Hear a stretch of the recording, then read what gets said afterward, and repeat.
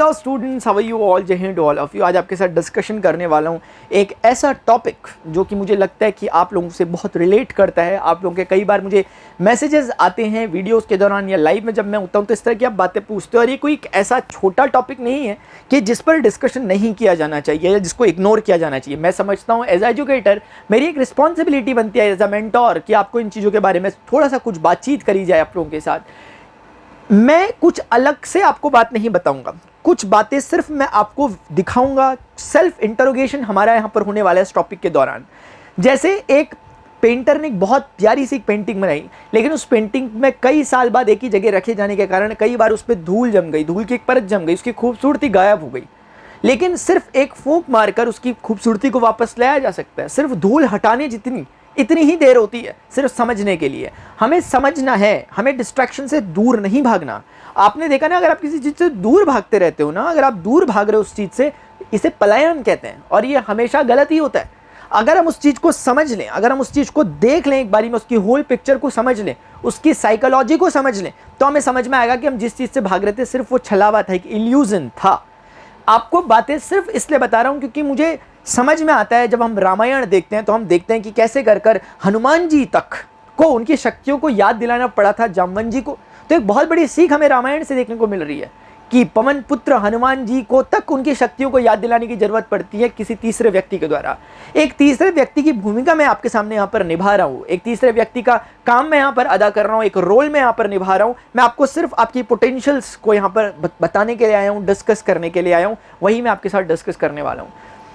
Distraction जो है, जिसे हम विकर्षण कहते हैं, अट्रैक्शन यानी आकर्षण, उसका विपरीत विकर्षण, इसके बारे में हम डिस्कशन करेंगे। लेकिन डिस्ट्रैक्शन कैसे डिस्ट्रक्शन बन सकता है अगर हम इसे लाइटली लें, अगर हम इसको अच्छे से ना समझें, अगर हम इसके हवाले अपने आप को कर दें, तो यकीनन ये डिस्ट्रक्शन में बदल सकता है। ये हमारे सारे सपनों को जो हमने सोचे हुए हैं उनको चूर चूर कर सकता है, ये हमारे गोल से हमें भटका सकता है, और भी ऐसा कुछ बहुत कुछ। मुझे एक छोटी सी बात याद आती है ये सब कुछ बोलने से पहले, क्योंकि मैं अपने पहले टॉपिक पे आऊँ कि कॉज क्या होता है इसका। कॉज, जैसा कि मैंने लिखा है, अट्रैक्शन इसका एक बड़ा कॉज है। सोचकर एक चौंकाने वाला फैक्ट लगता है कि कैसे डिस्ट्रैक्शन का कॉज अट्रैक्शन हो सकता है। लेकिन बच्चों को हमें समझना होगा, प्रकृति में कोई भी चीज़ें द्विध्रुव में पाई जाती हैं, प्रकृति में कोई भी चीज़ें डाइपोल में पाई जाती हैं। अगर नॉर्थ है तो साउथ भी होगा, अगर दिन है तो रात भी होगा, अगर राम है तो रावण भी होगा। इसी तरह से अगर कोई भी चीज़ मौजूद है तो उसका विपरीत हमेशा मौजूद रहता है। डिस्ट्रैक्शन अगर है, वो उसका कारण सिर्फ और सिर्फ अट्रैक्शन है। हम क्या समझते हैं कि अट्रैक्शन इस दुनिया से खत्म हो जाए? क्या इस दुनिया से स्नेह, प्रेम, प्यार, लव, क्या ये चीज़ें खत्म हो जाएं? अगर हम सोचते हैं कि ये चीज़ें खत्म हो जाएं तो फिर डिस्ट्रैक्शन यकीनन खत्म होगा। लेकिन हम कभी नहीं चाहेंगे कि दुनिया से प्यार खत्म हो जाए, प्रेम खत्म हो जाए, इस तरह की स्नेह की चीज़ें खत्म हो जाए, वात्सल्य खत्म हो जाए। तो जब ये खत्म नहीं हो सकता तो उसका द्विध्रुव यानी कि डिस्ट्रैक्शन भी कभी खत्म नहीं हो सकता, क्योंकि वो विकर्षण है, वो आकर्षण का ही विपरीत है, वो हमेशा रहेगा। अगर मैं आपसे कहूं कि मैं चलते चलते अगर नीचे गिर जाता हूं और मैं दोष दूं कि ये मेरा दोष नहीं, ये मेरी गलती नहीं, ये गलती है गुरुत्वाकर्षण की, मैं कहूं ये ग्रेविटेशन की गलती है, ये क्रिएटर ने ऐसी क्या चीज बना दी कि मैं नीचे गिरा और मेरे चोट लग गई, इसमें मेरी गलती है ही नहीं, ये गलती थी पूरे के पूरे ग्रेविटेशन की, तो आप मुझे नासमझी कहेंगे उस समय। क्योंकि आपको बोलना चाहिए कि आपका गिरना एक छोटी समस्या हो सकती है, लेकिन अगर ग्रेविटेशन ना हो तो पूरा का पूरा प्लेनेटरी सिस्टम, पूरा सोलर सिस्टम कोलैप्स कर जाएगा। पूरी की पूरी चीजें, पूरे की पूरी जो कायनात, पूरा का पूरा जो ब्रह्मांड है, उसकी पूरा का पूरा जो संरचनाएं है, उसका पूरा पूरा फिजिक्स है, वो गड़बड़ा जाएगा। तो क्या समझने की जरूरत है? समझने की जरूरत है कि ग्रेविटेशन फोर्स गलत नहीं है, वो पुलिंग या ग्रेविटेशनल अट्रैक्शन गलत नहीं है, उसका इस्तेमाल कैसे किया जा रहा है वो देखने लायक बात है। एक आग से आग किसी का पेट भी भर सकती है, आग में खाना बनाकर आप पेट भी भर सकते हो, वही आग किसी का घर भी जला सकती है। सवाल उसके इस्तेमाल का है। अग्निपथ मूवी का एक छोटा सा डायलॉग मुझे हमेशा याद आता है, वो मैं आपसे कहूंगा। वो कहते हैं उसमें कि अपने बेटे को समझा रहे होते हैं, विजय दीनानाथ चौहान, वो बता रहे होते हैं कि शक्ति का पास में होना जरूरी है, सवाल शक्ति के इस्तेमाल का है। यानी अगर हमें लग रहा है कि हम डिस्ट्रैक्ट हो रहे हैं किसी चीज के, हमें सबसे पहले आइडेंटिफाई करना पड़ेगा बच्चों कि हम किसी चीज के प्रति जरूर आकर्षित हैं, हम उस चीज के प्रति आकर्षित हैं। असल में विकर्षण है क्या? अट्रैक्शन के दो पहलू हम समझ सकते हैं, एक पॉजिटिव अट्रैक्शन, एक नेगेटिव अट्रैक्शन। हमारे परिप्रेक्ष्य में, हमारे हिसाब से हम ऐसा समझ सकते हैं, हमारे रेफरेंस में। हम समझ सकते हैं कि किसी चीज़ के प्रति अगर हम आकर्षित होते हैं और उससे हमें अच्छे आउटकम्स मिलते हैं, प्रोडक्टिव आउटकम्स मिलते हैं जो हमारी पर्सनैलिटी को ग्रो करते हैं, तो ऐसे अट्रैक्शन को हम पॉजिटिव अट्रैक्शन कहेंगे। लेकिन एक अट्रैक्शन ऐसा हो सकता है जिससे हमारी पर्सनैलिटी डिस्ट्रॉट होती हो, जो हमें लक्ष्य से भटकाता हो, तो इसे हमें नेगेटिव अट्रैक्शन कहना चाहिए, जो कि एक डिस्ट्रैक्शन ही होगा। तो यही बच्चों हमें कुछ समझने की बातें होती है। मुझे एक छोटी सी बात यहां पर याद आती है ये सब बातें बोलते हुए। आचार्य चाणक्य को जब चंद्रगुप्त मौर्य के मित्र जो दोस्त लोग थे, उन्होंने एक बार एक क्वेश्चन किया। उन्होंने कहा, आचार्य चंद्रगुप्त ब्रह्मचारी तो नहीं, तो क्या उसे प्रेम करने का भी कोई अधिकार नहीं?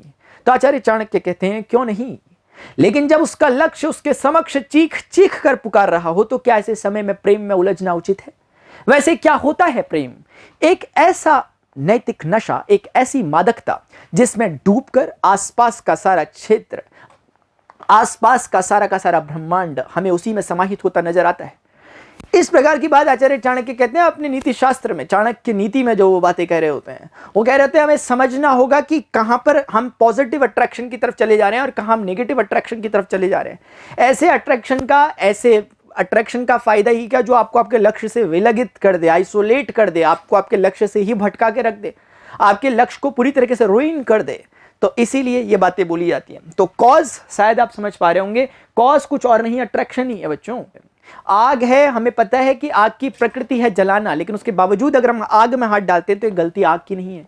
हमें पता है ग्रेविटेशन की प्रकृति है और गिराना, अट्रैक्ट करना, लेकिन उसके बावजूद अगर हम कुछ इस तरह की हरकतें करते हैं कि 2 मंजिला कहीं से नीचे कूदने की कोशिश कर रहे हैं, खेल खेल में हम सोच रहे हैं मजाक होगा, खेल होगा, लेकिन हम जानते हैं ग्रेविटी उसका हिसाब करेगी, क्योंकि वो कुछ नहीं जानती, वो अपना गणित लगाती है। तो इसलिए इन बातों का हमें ध्यान रखना चाहिए। आउटकम्स क्या हो सकते हैं? आउटकम योगा कि जब हम डिस्ट्रैक्ट होते हैं किसी चीज से, डिस्ट्रैक्ट होते कैसे हैं? डिस्ट्रैक्शन का सबसे बड़ा जो रीजन है, जो सबसे बड़ा रूट कॉज है बच्चों, वो ये है कि अगर हमारे पास कोई एक अच्छा एम नहीं है, अगर हमारे पास कोई एक वेल डिजाइंड, एक हमारे पास एक उद्देश्य नहीं है, एक गोल नहीं है, तो ऐसी स्थिति में बहुत स्वाभाविक हो जाता है कि आप डिस्ट्रैक्ट होंगे। जैसे कि आपको फसल, जो हम खाने वाली फसलें, धान, गेहूं, मक्का, बाजरा, इस तरह की चीजें किसान को बोनी पड़ती है। आम के पेड़ किसान को बोने पड़ते हैं, लेकिन जो खरपतवार होती है, जो जंगली घासें होती है ना, बोना नहीं पड़ता, ये स्वतः ही उग जाती है, अपने आप उग जाती हैं। तो समझाने की कोशिश ये कर रहा हूं कि अच्छी चीजों को डेवलप हमें करना पड़ता है, लेकिन बुरी चीजें सेल्फ डेवलप्ड हो जाती हैं, अपने आप वो डेवलप हो जाती हैं। तो ये हमारी जिम्मेदारी है कि हम सेल्फ इवेल्युएट करते रहें, सेल्फ इंट्रोस्पेक्ट हमें बार बार करते रहना पड़ता है। इसीलिए अवॉइड कैसे करें इसको? तो ये सारी चीजें एक दूसरे से जुड़े हुए क्वेश्चंस हैं। आप खुद सोचें कि अवॉइड कैसे किया जा सकता है।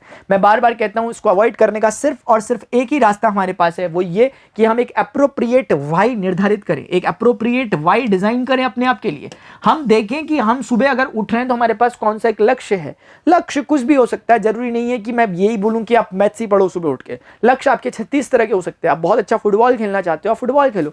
बहुत अच्छी सिंगिंग करना चाहते हो तो रियाज करो। आप चाहते हो कि बहुत अच्छा एक्टिंग के फील्ड में आप जाना चाहते हो तो एक्टिंग की प्रैक्टिस करो। इस तरह का जिस भी चीज में आप अपने आप को देखना चाहते हो, जिसमें आप अपने आप को टॉप 1% में देखना चाहते हो दुनिया में, उस चीज की प्रैक्टिस करना चालू करो। जब आप उसके प्रति अट्रैक्ट होना चालू करोगे तो डिस्ट्रैक्शन ऑटोमेटिकली भाग जाएगा, आपको डिस्ट्रैक्ट होने का समय नहीं मिलेगा। लेकिन अगर हम अपने आप को खाली छोड़ देते हैं तो जैसे वो खरपतवार की मैं बातचीत कर रहा हूं, जंगली घास की मैं बात कर रहा हूं, ठीक वैसी डिस्ट्रैक्शंस आपकी लाइफ में आएंगे। How it can रूइन your goal, मुझे ये बताने की जरूरत नहीं है शायद आप लोगों को कि अगर आपने कोई एक लक्ष्य निर्धारित किया और आप उस लक्ष्य के प्रति बिल्कुल भी नहीं बढ़े जा रहे हैं, जबकि उसके उल्टा आप जाए जा रहे हो अपने डिस्ट्रैक्शंस के कारण। आज की डेट में सबसे बड़ा डिस्ट्रैक्शन का अगर मैं कारण बोलूं आपको, 95% प्रॉब्लम आपके पास मोबाइल्स और इलेक्ट्रॉनिक गैजेट्स जो आपके पास है, इलेक्ट्रॉनिक गैजेट्स जो आपके पास हैं, ये सबसे बड़े रीजन हैं आपके। 95% समस्या इसी की है। इसलिए कुछ बच्चे ऐसे भी देखे गए हैं आज की डेट में जो इस बात को समझते हैं और उन्होंने अपने पास कीपैड वाले मोबाइल रख दिए, उन्होंने अपने पास कीपैड का मोबाइल रख दिया ताकि किसी प्रकार की इस तरह की समस्या उन्हें आ ही ना सके। यानी कि वो उस सर्कमस्टेंस को ही खत्म करने की कोशिश कर रहे हैं। जैसे हमें पता है कि आग से हाथ जलता है, आप कोशिश करें कि आग जैसी कोई चीज़ें आपके आसपास हुई ना, आप सारे के सारे फ्यूल जैसी जो चीज़ें मौजूद हैं उनको अपने आसपास से ही हटा दें।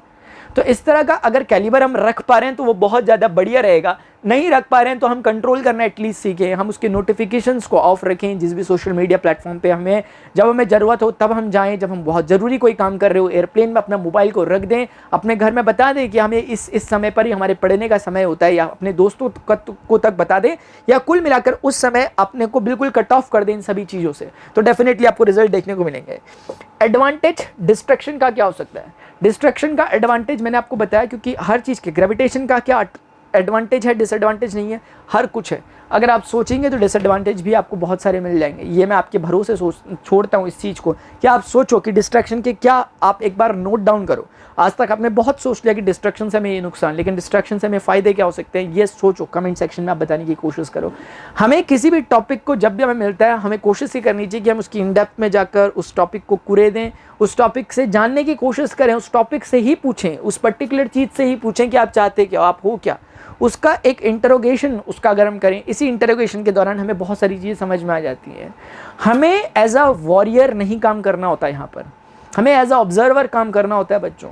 अगर आपके सामने कोई चीज़ आपको डिस्ट्रैक्ट कर रही है और आप बार बार ये कह रहे हो कि मुझे डिस्ट्रैक्ट कर रही है वो कर रही है, और कुछ एक्शन नहीं ले रहे, बस उसके चक्कर में आप अपने दिमाग को ख़राब किए जा रहे हो, तो आपका दिमाग और ख़राब होता ही जाएगा और फाइनली आप बहुत ज़्यादा डिस्ट्रैक्ट हो जाओगे। इसीलिए वॉरियर नहीं बनना अपने आप को, डिस्ट्रैक्शन से अपने आप को नहीं लड़ना। ऐसी कभी सिचुएशन अगर आ जाती है तो बी ऑब्जर्वर बन जाएं। ऐसी स्थिति में अगर आपको लगता है कि ठीक है चीज़ में डिस्ट्रैक्ट करिए, थोड़ा सा शांति के साथ बैठकर आंखें बंद कर एक बार सोचने की कोशिश करो कि ये चीज़ें क्या है, उसके आउटकम्स तक पहुँचने की कोशिश करो। ऑटोमेटिकली वो काम आपसे होना धीरे धीरे बंद हो जाएंगे, डिस्ट्रैक्शंस धीरे धीरे कम हो जाएगा।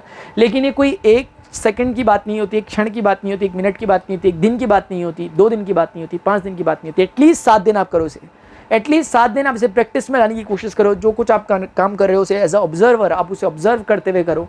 आप देखोगे कि यकीनन कुछ ना कुछ फ़ायदा हुआ। इतना सा फ़ायदा भी जो हुआ उसे रिकॉग्नाइज़ करो, उस फ़ायदे को थोड़ा एम्पलीफाई करने की कोशिश करो, इसे प्रैक्टिस में लाओ। Practice makes a human perfect. Dear students, अभी के लिए इतना ही। आई होप आपको ये सेशन इन्फॉर्मेटिव लगा होगा। अगर इन्फॉर्मेटिव लगा, नीचे ज़रूर आप कमेंट सेक्शन में बता सकते हैं कि अभी आपको कैसा फील हो रहा है। और जब भी आपको कुछ भी डिस्ट्रैक्टेड फील हो, जब भी आपको डीमोटिवेटेड फील हो, उस वीडियो को दोबारा देखना। अभी के लिए इतना ही, मिलते हैं अपने नेक्स्ट सेशन में। Till then good bye, see you, take care, जय हिंद, बाय बाय।